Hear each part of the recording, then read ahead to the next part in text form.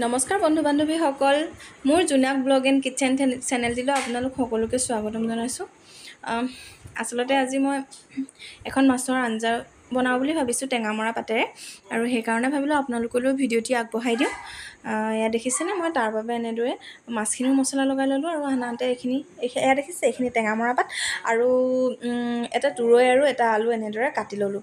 মাছখিনিও ভালকৈ ফ্ৰাই কৰি লৈছোঁ। মই তেল অলপ বেছিকৈ ব্যৱহাৰ কৰিছোঁ, কাৰণ মাছখিনি ফ্ৰাই কৰাৰ পিছত যিখিনি তেল ৰৈ যায় ন, সেই তেলখিনিত যেতিয়া আমি মাছৰ আঞ্জাখন বনাম তেতিয়া খাবলৈ সঁচাকৈ বহুতেই সোৱাদ লগা হয়। ইয়াত যিহেতু টেঙামৰা পাতটো পাবলৈ অলপ দিগদাৰ হয়, বহুত দিনৰ মূৰত পাইছে, আৰু যিসকলে মাছৰ লগত খাই পাইছে তেওঁলোকে সোৱাদটো চাগে জানেই নহয় জানো, খাবলৈ সঁচাকৈ বহুতেই সোৱাদ লগা হয়। সেইকাৰণে ভাবিলোঁ আজি বনাই চাওঁ। আৰু মই এই মাজতে কওঁ যে যদি ভিডিঅ'টি চাই ভাল লাগিছে তেতিয়াহ'লে লাইক, কমেণ্ট আৰু ছাবস্ক্ৰাইব কৰিবলৈ নাপাহৰিব, কাৰণ লাইক কৰিলেহে মোৰ চেনেলটি আৰু অকণমান আগবাঢ়ি যাব। আৰু আনহাতে মই এনেদৰে চব্জিখিনি ভালদৰে ভাজি লৈছোঁ। টেঙামৰা পাতটোক আপোনালোকে কোন কোন জেগাত কি নামেৰে জানে ক'বচোন। আমাৰ ফালে টেঙামৰা শাক বুলি কওঁ, আৰু কিছুমান জেগাত ঠায়ে বেলেগ বেলেগ নামেৰে জনা যায়, নে কি কয়। সকলোৰে ঠাইত বেলেগ বেলেগ নামেৰে জনা যায়, সেইকাৰণে জনাবচোন কোনফালে কি কয়।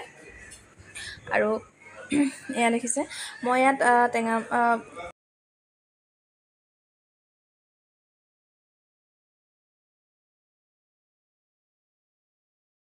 দি দিছোঁ পানীখিনি অলপ সৰহকৈ দিছোঁ, কাৰণ যেতিয়া লাষ্টত উতলি কম হৈ যাব তেতিয়া খাবলৈ শাককণ সোৱাদ লগা হয়।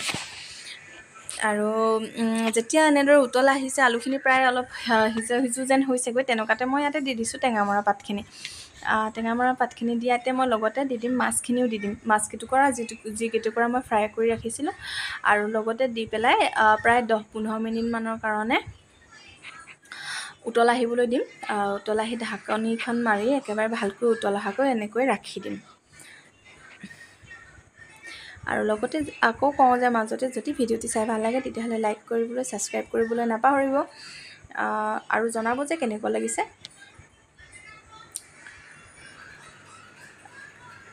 এয়া দেখিছে, মোৰ টেঙামৰা শাকৰ আঞ্জা একেবাৰে ৰেডি হৈ গ'ল। যিসকলে খাই ভাল পায় তেওঁলোকে জনাব কেনেকুৱা হৈছে। খাবলৈ সঁচাকৈ বহুতেই সোৱাদ লগা হৈছিলে, আৰু আপোনালোকে এবাৰ বনাই খাই চাবচোন যিসকলে নাই পোৱা, আৰু যিসকলে খাই পাইছে তেওঁলোকেতো জানেই কেনেকুৱা লাগে।